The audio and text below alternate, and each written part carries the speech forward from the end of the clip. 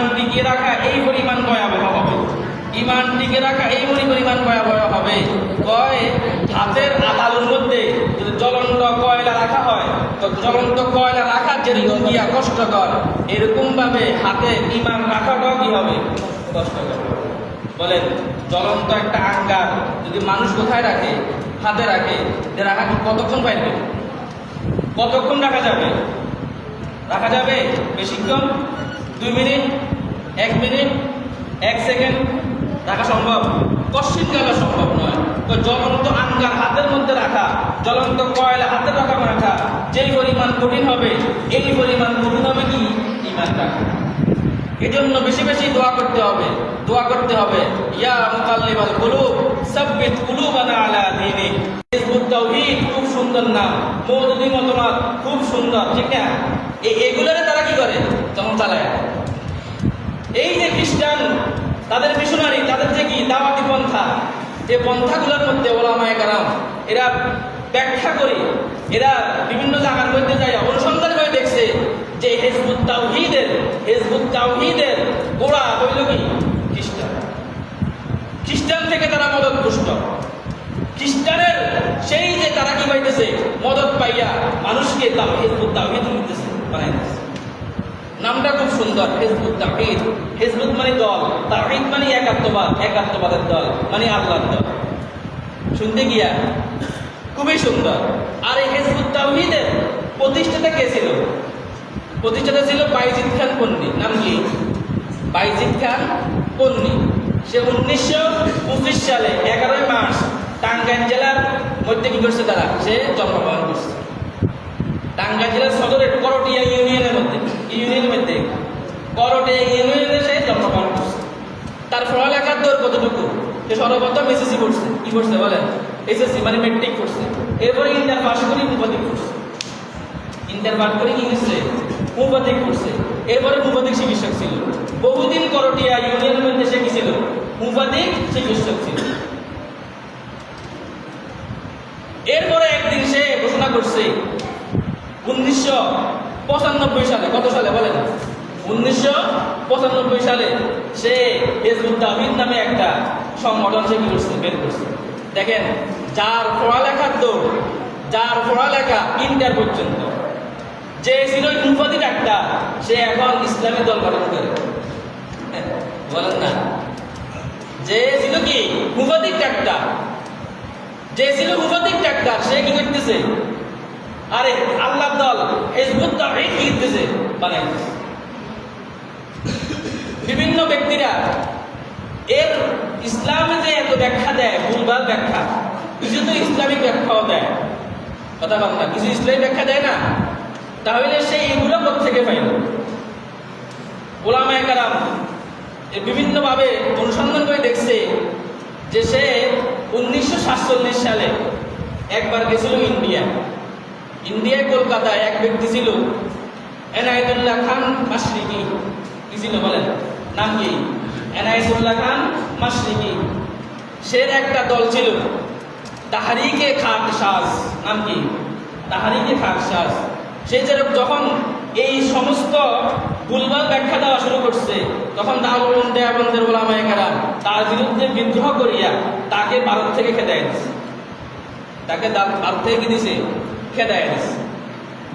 খেদায় দেওয়ার পরে যখন দেখছে এই যে বাইজিদ খান পন্নী যে 1947 সালে তাকে ইন্ডিয়া থেকে বের করে দিছে, তো সেও ছিল এই এনায়েতুল্লাহ খান মাশরিকির কি শিষ্য।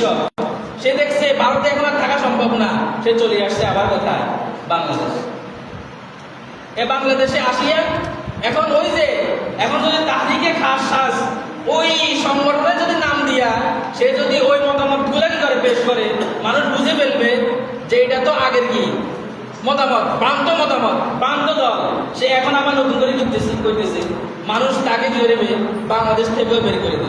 এই কারণে সে নাম দিছে হিজবুত তাওহীদ। নাম কি দিছে বলেন? হিজবুত তাওহীদ। হিজবুত মানে দল, মানে তাওহীদ মানে একাত্মবাদ, একাত্মবাদের দল মানে আল্লাহর দল। এই করটিয়ার মধ্যেও সে যখন কয়েকদিন এরকম তার মতামত গুলো কি করছে? পেশ করছে, পরকীয়ার উলামায়ে কেরাম, তাওহীদি জনতা তাকে ফিরিয়া সেখান থেকে বের করে দিচ্ছে। এখন উত্তম উত্তম কিছু খাওয়ার পরে কিছুদিন চুপ ছিল। আবার 2008 সালে, কত সালে বলেন, 2008 সালে 13 বছর পরে সে একটা স্কুল প্রতিষ্ঠা করছে, নাম দিয়েছে লাইট হাউস। নাম কি? Light house. এই লাইট হাউস থেকে সে একের পর এক বিভিন্ন মতামত সে কি করছে, পেশ করছে, সিস্টেমে মানুষের অন্তর্ভুক্তি ঢুকছে, কোরআন আর হাদিস নিয়ে মানুষের কাছে দিচ্ছে নিজের মতামত, যেগুলো ভ্রান্ত দলিল ভিত্তিক নয়, যেগুলোর কোনো হাদিস কোরআন হাদিসে পাওয়া যায় না, এগুলো না বলিয়া কিছু কিছু বালা কথা বলিয়া যায় মানুষকে করতেছে, বুঝাইতেছে। সে 2008 সালে সে দাবি করছে যে এর কাছে মুজিজা আসছে। বলেন না নাউযুবিল্লাহি মিন যালিক। আমরা জানি মুজিজা কার কাছে আসে? নবীদের কাছে আসে। কার কাছে আসে বলেন? নবীদের কাছে।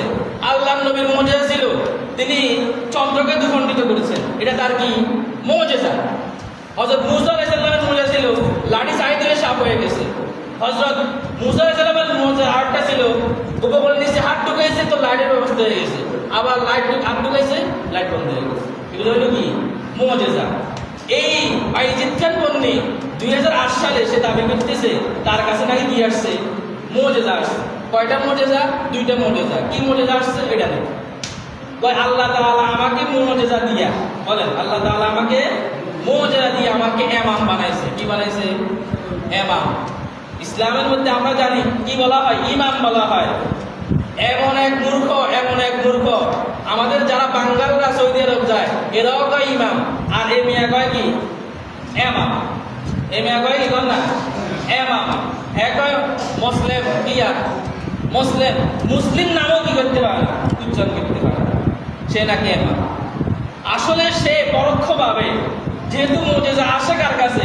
নবীর কাছে।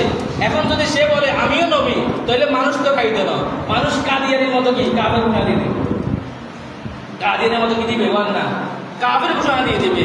যার কারণে সে কথা বলতেছে যে আমার কাছে কি আসছে? মুজিজা আসছে, তবে আমি নবী নয়, আমি হইলাম কিয়া ইমাম। আমি হইলাম কিয়া ইমাম। বলেন কোন ব্যক্তি যদি এভাবে মুজিজা আসার দাবি করে তাহলে তো সে নবী। আর আল্লাহ রাসূল সাল্লাল্লাহু আলাইহি ওয়াসাল্লাম বলছেন যে মা আনা খাতামুন নবী লা নবিয়্যা বাদি, আমি হইলাম শেষ নবী, আমার পরে নবী নাই, নবীর পরে নবী নাই। যে বলবে আমি নবী সে কি? কাফের। বলেন সে কি? কাফের। কারণ কোরআনের মধ্যে স্পষ্ট কথা আছে, হাদিসের মধ্যে আসছে স্পষ্ট কথা যে একমাত্র নবী, শেষ নবীকে আমাদের নবী হযরত মুহাম্মদ মুস্তাফা সাল্লাল্লাহু আলাইহি ওয়াসাল্লাম। আর সে বলে কি? আমি হইলাম পুরাই ফাঁসাইয়া বলে কি? আমি হইলাম নবী। এর আরেকটা মতামত হইল দুনিয়ার মধ্যে যত আলেম ওলামা আছে একজন আলেমও কি নয় সত্য না। বলেন না নাউযুবিল্লাহি মিন যালিক। একজন আলেম কি নয়? সত্য নয়। সে আবার আরেকটা মতামত বলে যে দুনিয়ার মধ্যে যত ধর্ম আছে সব ধর্ম নাকি সত্য। বলেন না নাউযুবিল্লাহি মিন যালিক। বলেন আল্লাহ তাআলা বলেছেন কোরআনের মধ্যে ইন্নাদ দীন ইনদাল্লাহিল ইসলাম, একমাত্র ধর্ম আল্লাহর নিকট কি? ইসলাম। আর সে কয় কি? দুনিয়ার মধ্যে যত ধর্ম আছে, যত মতামত আছে সবগুলা বেলে কি? সত্য ধর্ম। নাউযুবিল্লাহি মিন যালিক। যে ব্যক্তি ইসলাম ব্যতীত অন্য ধর্মকে ইসলাম হিসেবে কি করবে? পেশ করবে, আল্লাহ তাআলা বলতেছেন ফালাই ইউকবালা মিনহু, তার থেকে এই ইসলামকে গেরা হবে না, এই ধর্মকে গেরা হবে না, কবুল করা। তাদের একটা কিতাব আছে ইসলামের স্বরূপ, ইসলামের কি প্রকৃত স্বরূপ। এই কিতাবের মধ্যে 11 নম্বর পৃষ্ঠার মধ্যে তারা বলতেছে যে গোটা বিশ্বের মধ্যে 120 কোটি মুসলমান আছে, শুধুমাত্র যারা হিজবুত তাওহীদকে মানে এরাই একমাত্র সত্য, এরাই মুসলমান, আর বাকি যা আছে সব নাকি কাফের। বলেন না নাউযুবিল্লাহি মিন যালিক। বাকি 120 কোটি এগুলো হলো কি কাফের, আর 5 লক্ষ মানুষ এদেরকে মানে, এরা বলে একমাত্র সত্য।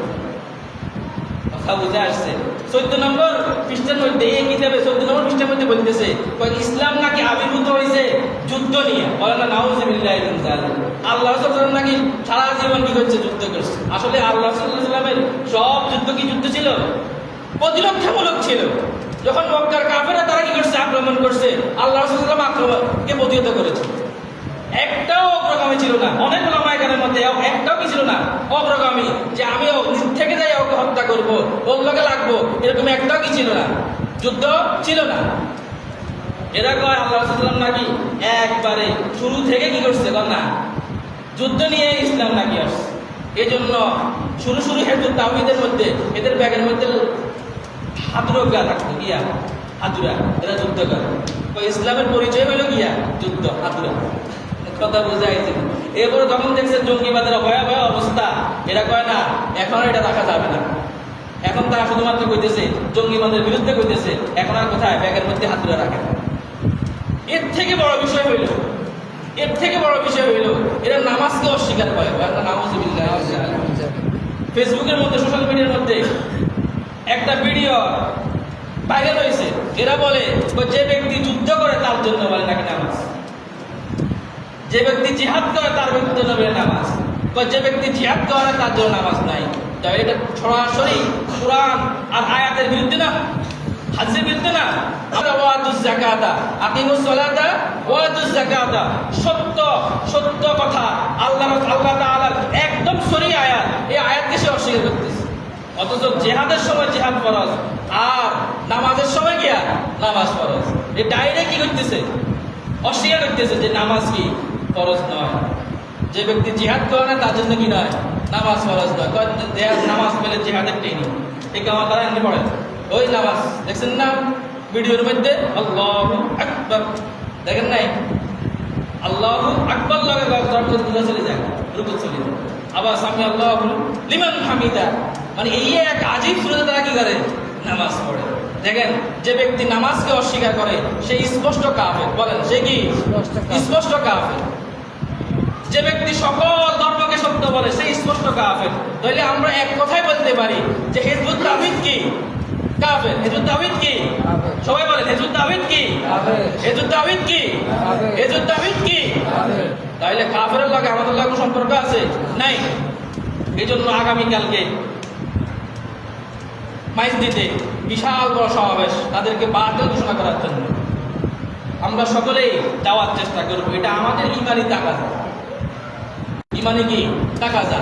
যত বেশি আমরা জমাত দেখাইতে পারবো, বড় জমাত দেখাইতে পারবো, তখন মানুষ বুঝবে যে এই হিজবুত তাওহীদ এটা কোনো কি নয়, দল নয়, আসলে সেটা কি ভ্রান্ত দল। এই জন্য সকলে চেষ্টা করবো, বিশেষ করে যুবক ভাইরা যারা আছেন সবাই যাওয়ার চেষ্টা করবো। সবাই রাজি আছেন না ইনশাআল্লাহ? আল্লাহ তাআলা তৌফিক দান করুক। ওয়া আখিরু দাওয়ানা আলহামদুলিল্লাহি রাব্বিল আলামিন।